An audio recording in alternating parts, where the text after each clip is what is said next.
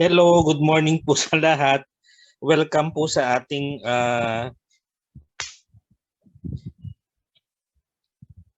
Tuesday market briefing. So today is March 16. Anniversary nga pala ng ng landing sa Limasawa ngayon. Discovery ng Philippines by Magellan. So it was March 16, 1521. So wala naman pong kinalaman yun sa briefing natin. Parang the date just reminded me. So on to our market briefing. Uunahin po natin ang gold mamaya na. Kasi panghuli po yan. Unahin muna natin ang Euro USD. So ang Euro USD po, kung titingnan po natin, saan po ba siya? Nakikita nyo naman, nagko-consolidate siya, no? Pero if you look at the higher time frame chart, you will notice that today it should be downtrend. Bakit po downtrend? Kasi po, sige po ma'am, sorry.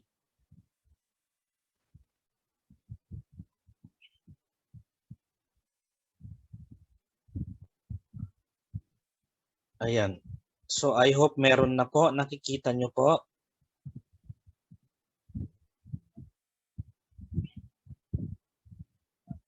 Ayan. Okay. Kung napapansin nyo po, ang euro po natin, kung titingnan ninyo, no, this is the trend line that we have been following before. So we have been monitoring this trend line before. Ngayon, na-break na niya. Nung na-break niya, sabi natin, babalik yan ng taas, tapos bababa ulit. But there are times na hindi niya binabalikan itong trend line na to.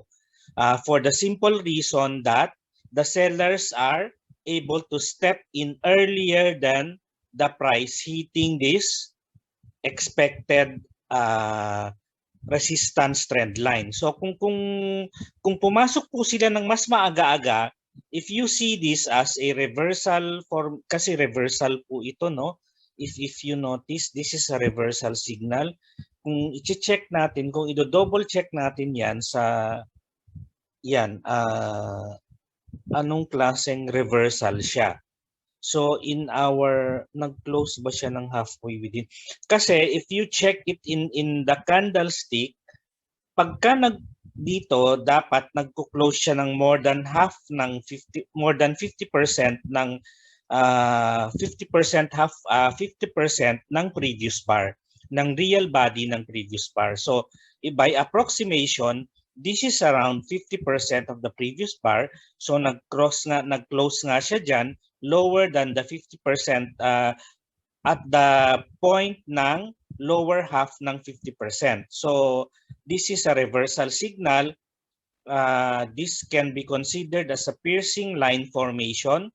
Tapos ito, yung following day niya, baba ulit. So we are expecting na today will be another baba. So it is consolidating but it is slowly inching towards descent of the prices, no? Yes, ma'am.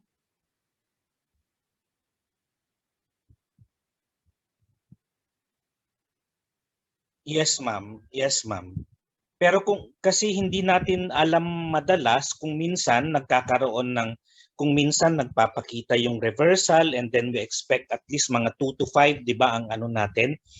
Ang textbook explanation po kasi is expect around 2 to 5 na bars following the reversal. So sa atin, ang inaano lang natin, ang sinasabi ko sa inyo is in order to avoid yung mga committing mistakes sa market, kasi hindi naman po yan hard fast rule na ginagawa ng market, sometimes it only does 2. So ang tinitingnan lang natin is possibility of minimum at least 2 bars na pwede niyang gawin uli yon. Pwede niyang sundan yung reversal niya just to stay on the conservative side. Yun po. So parang ito po, this is an uptrend, nagkaroon. Opo, nagbabago po kaagad ang opo. Ang titingnan niyo po doon yung closing price po. Pagka hindi po kayo nakahabol and you are sure of the direction of the market, you go to smaller time frame. Doon po kayo mag-aabang ng pwedeng makahanap ng area of value. Kasi yun po ang hinahanap natin pagka when we get in the market, we try to lean on an area of value for our position. So halimbawa dito, if we are looking at selling, ito ang ating area of value which is the 26-day moving average. Dito, hindi niya inabot, so we go to smaller time frame. That is the reason why we go to smaller time frame para ma-guide tayo kung meron bang kung meron tayong makitang area of value. Ayun po. Okay, thank you din po. Ayan, so dito ngayon, kung titingnan mo yung galaw ng euro ngayon, ang possibility niya ay, bakit nalipat itong isa dito? Ang possibility niya is going down because kung papansinin po ninyo ito, triangle with flat side po ito.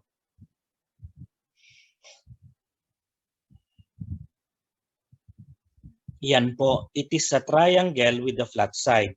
Ngayon, ang bias ng flat side is breakout. Ang bias ng any price pattern formation na may flat side is always on the flat side. So if you just bring this here, yan po yung magiging target mo. It is at 1850 something. So if you sell at kasi usually ang market action po ng euro, it happens during the European around 3, 4, 5 po dito sa atin, ano. Diyan makikita mo na kung ano yung tinutumbok niyang puntahan. So mamayang hapon, I am expecting that this price will at least hit this price level. Ibabalik ko lang para makita lang natin yung trend line. So if that is the trend line, ito po yung pwede niyang balikan hanggang mamayang hapon around 1948.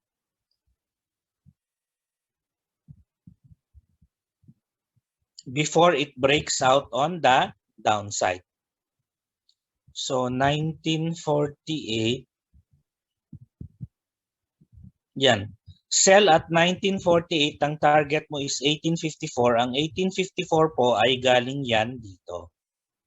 Galing sa initial price objective niya, which is 1850 something, no? Tapos yung cut loss mo naman ay kung ano yung ATR ng hourly mo. Ang ATR ng hourly mo ay nasa 13. So 13 times 2 is 26. Kaya po ang ano natin dyan ay your area of value in your selling plus 26, that becomes 1974. Kasi what you do not want to happen when you sell is for the price to go up. So when it goes up, you cut it at 1974 when it reaches 1974. Ayun po. So ang next po natin is British Pound. Sa British Pound naman po,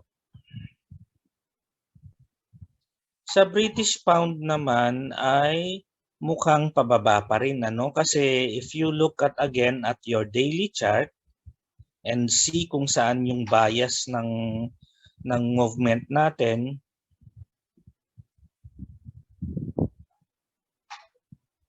yan, so meron kang reversal dito, nagkakaroon ka na ng market structure na high, lower high na siya. So, and this will be the first time that it breaks the previous low. So, kung pagka nag-break po yan, that will be a half signal na pa-break na po siya, because this one is telling you that there is an impending movement on the downside. So kung titingnan po natin ito, ang bias niya ngayong araw is on the downside, but we have to be cautious of this level because kapantay po niya yan, ano? Kapantay po niya yan.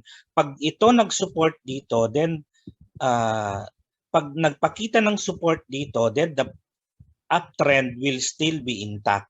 Pero pagka yan ay nag-break dito, that will give us a confirmation that will give us a half signal that the price is intending to go down because this is the first time that the low was penetrated by the price action. So the second time that it breaks the low price, that will be the confirmation ng uptrend, ng downtrend mo. Ang sinasabi ko po ay yun po, sa lecture po na tinuturo yung mga series of higher highs and higher highs and higher lows.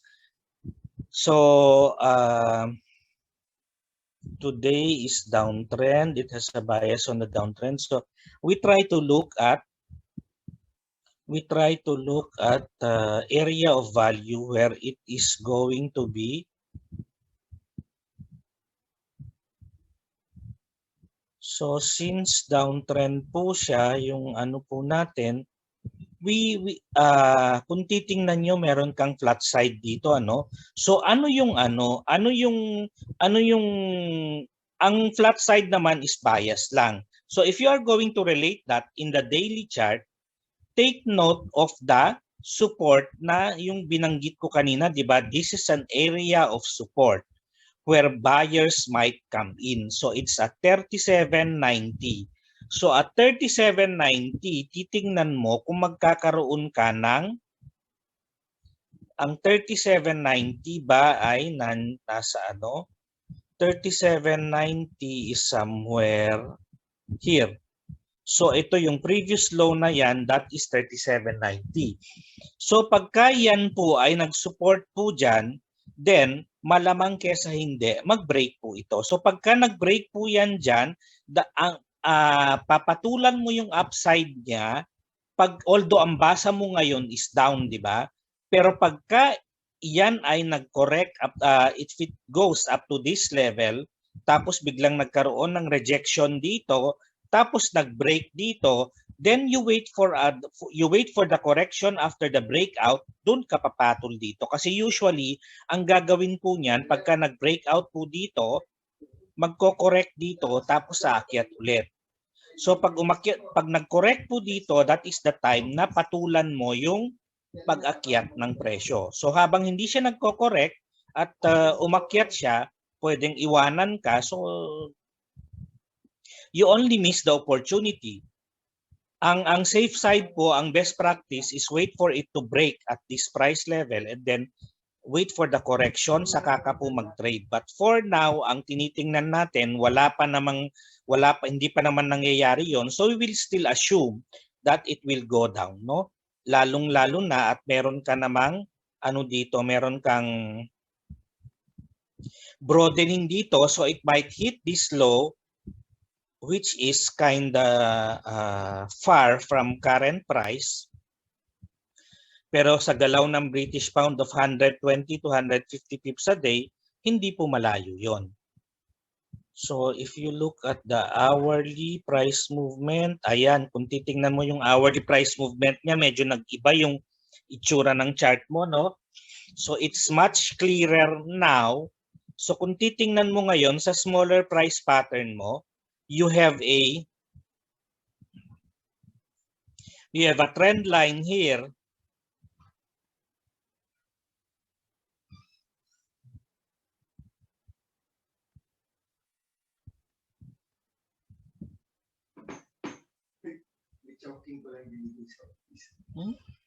You have a trend line here. Tapos, pagka nag-break, yan po yung target niya. So, ito po yan. So, this one is around 37.60.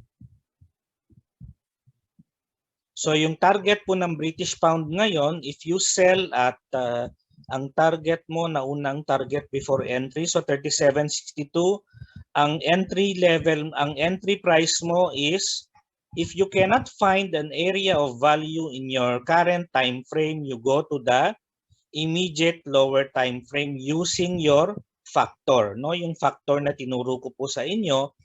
So kung makikita mo dito, ano ang pwede mong basehan or what is the possible entry price for you? If you look at it,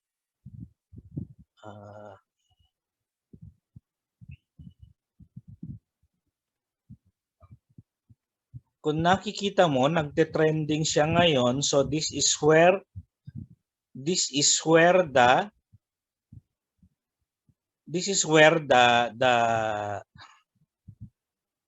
the reversal happened dito sa trending ng presyo mo. So dito sa 50-day moving average, we could have put ganyan, mag-aabang ka ngayon ng pag-akyat uli niya either here or here, no? So pagka naging mas accelerated yung movement niya, so abangan mo siya diyan. Pagka nakikita mong medyo nagde-decelerate yung kanyang movement, dito mo aabangan sa 50-day moving average. So yun po yung pwedeng options po ninyo for British pound, ano po?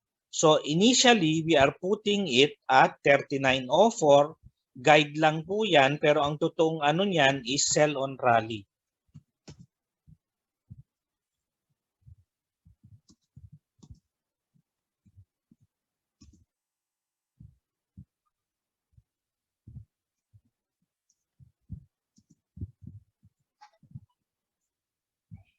Yan, sell on rallies to intended time frame of trading.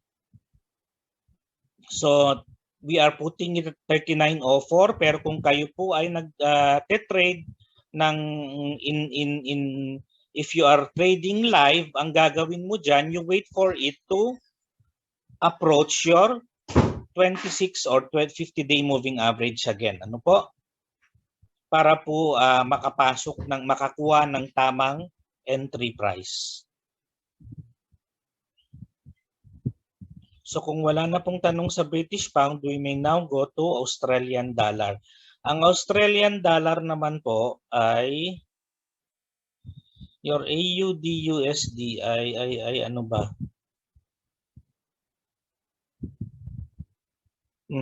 Mukhang pababa pa naman po siya kasi series of lower highs, lower lows, ayan oh, lower.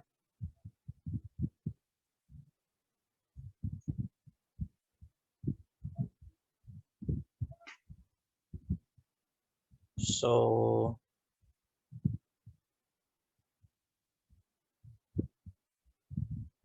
you go to smaller time frame and see where the problem here now is nagko-constrict na yung presyo mo. So yung moving average mo nag-ano na sila no, nagko-converge na yung tatlong moving averages mo. So it is a turning point for the Australian dollar. But where is it going? Is it going up or going down? So dito po applying your corrective fund principle, we may assume that it will go down. Kung bakit yung corrective fund principle, you attend my Saturday classes, ano po? Yun, doon ko po dinidiscuss lahat ng ito. Any topic that you would want to ask me during the Saturday classes, we can, even at random na magtanong kayo ng mga topics ng any topic that you would want to raise during our session sa Saturdays, you may do so. So dito po, we are assuming na bababa na po siya because of the corrective fund here and ang magiging target niya is either this or this. So initially, we are putting it at this level. Ang low niyan is 76.68. 76.68 yan. So if you sell at that, you go to smaller time frame para mas makita mo no, yung ano niya, sell at oh my.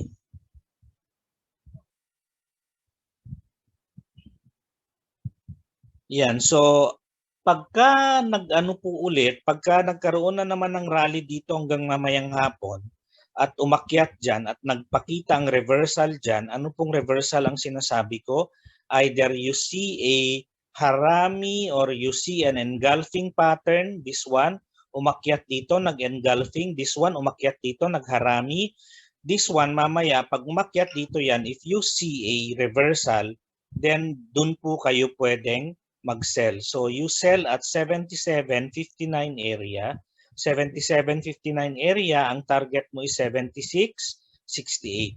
76.68 area is the, ito po, yung surrounding top, rounding top formation. Ito po, yung low po nito, yan, nakikita nyo sa information bar, ano, it's 76.68. Tapos ang cut loss mo dyan, since this is hourly, since this 15 minutes, you go to hourly, ang hourly mo ay 13.3, sabi mo na lang na 14 yan, times 2 is 28, kaya ang cut loss mo ay 28 pips. So ang ano mo po dito, ang cut loss mo is 77.87. Why are you doing this? Because you don't want to be prematurely stopped out by stop hunters na mga liquidity providers or mga stop hunters na mga liquidity banks, yung mga banks natin na that provide liquidities ano po in the market. So ang next natin is ang USD-JPY. Ang USD-JPY naman, kung titingnan mo ang daily mo, I am more inclined to believe that this one will go up. Yan, kasi bakit? Kasi bakit? Kasi kung titingnan mo yung price action ngayon, hindi siya bumababa, ano? Nag-ano lang siya diyan, nagbi-build up siya diyan, but it is not going down. So it is an indication that the price can still go up yan. It is a very clear indication dito that the price can push the price, it can break from the resistance. Kung bakit po siya hirap ngayon? Kasi kung titingnan nyo po ang higher time frame ng Japanese dollar Japanese yen, diyan sa level na yan, napakarami po kasing resistance. Ayan, meron ka dito, meron ka dito, meron ka dito. Kumbaga, sunod-sunod ang it is, di ba sabi natin, it's the path of least resistance kasi ang you can liken the price action like water na kung saan ang least resistance, doon siya tutungo. So pero dito, yung ano mo, yung pag-akyat mo at yung pagbaba mo at this point in time, marami ang resistance na nakaabang dito sa taas, marami din naman ang support na nakaabang dito sa ilalim. Yan mga yan.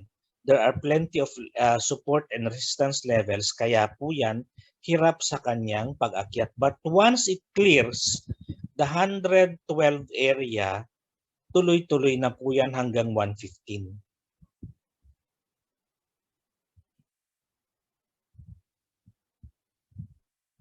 Ayan, so ang ano natin ngayon sa Japanese yen is still buy sa Japanese yen kasi we are expecting it to go up. So kung nasa kalagitnaan ka ngayon, you go to your lower time frame and then you just choose for the you buy on dips at most likely 109, 109.16 area or 109.12, no? Yan, so mga 109.16 or basta 109 level na area, yun po yung ating buying area for Japanese yen. So dito po, it's buying at 109.12. Ang ating target is 109.85 from the previous high of the price action. So yung cut loss mo naman is 20 pips kasi nga kaya po 109.82 po ito. 108.92 po ito because buying tayo dito and we do not want to see the price to go down when we are buying. That's why we are protecting our money at 108.92. So kung wala na pong tanong, we can now move on sa ating gold. Ang gold naman,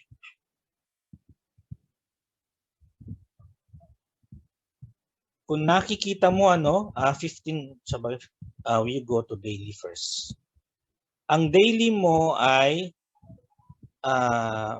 parang tuloy pa rin ang pag-akyat niya, but it can only be up to here. Yan, that's the most it could get by the looks of it at this time, ano po. So we can go up to 1755.15. Ang target mo is 1755.15. So you go to smaller time frame and look for opportunities to buy. So ngayon, nagmalapit nang mag-crossover ito at ito. So most likely when it crosses over the pagka nagkaroon ng crossover yan, the 26-day moving average will carry the price away from the consolidation and it will lift the price higher. So dito po, we are expecting it to any correction to 1725 area will be a good opportunity for buying up to this afternoon. Ano po? So 1725.74 ang buying natin, 1725.40.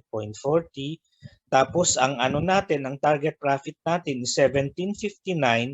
Ang 1759 po natin ay ito po kasi. Kung nakikita nyo, may channel po dyan. Yan, so 1759 is most likely this.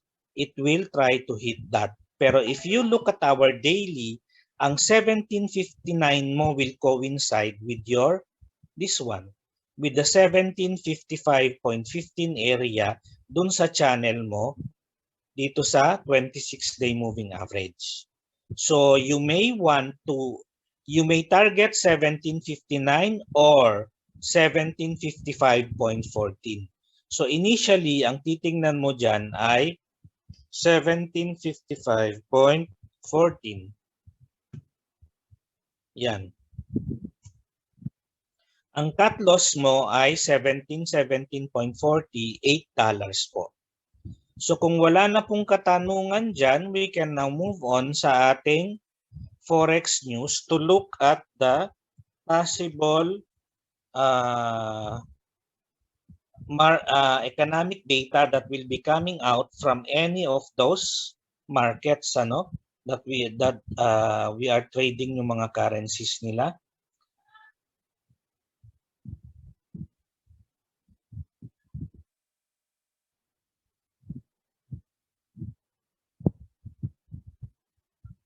So you have from Japan at 12:05 this noon, mag-i-speech ang governor ng BOJ or Bank of Orange Juice, Bank of Japan po yan. Bank of Japan, mamayang 12:05. Yan, so medyo magiging magalaw ang market because it will, the governor might give hints kung saan ang leanings ng kanilang economic monetary policy, ano po. And then meron ding mga data na lalabas sa Japan ng 12:30. If you are trading Japanese yen or the cross rates ng euro yen or GBP yen, then mamayang gabi, ang pula lang is on the US side, retail sales. Tinitingnan ngayon yan kasi if indeed the labor market is recovering, then the consumer data should also, consumption data should also reflect the rebound of the market sector or the labor sector. So yun lang po. So on that note, maraming salamat for joining us this morning and hope to see you this tomorrow again. Ano po? Maraming salamat po and have a nice day everyone.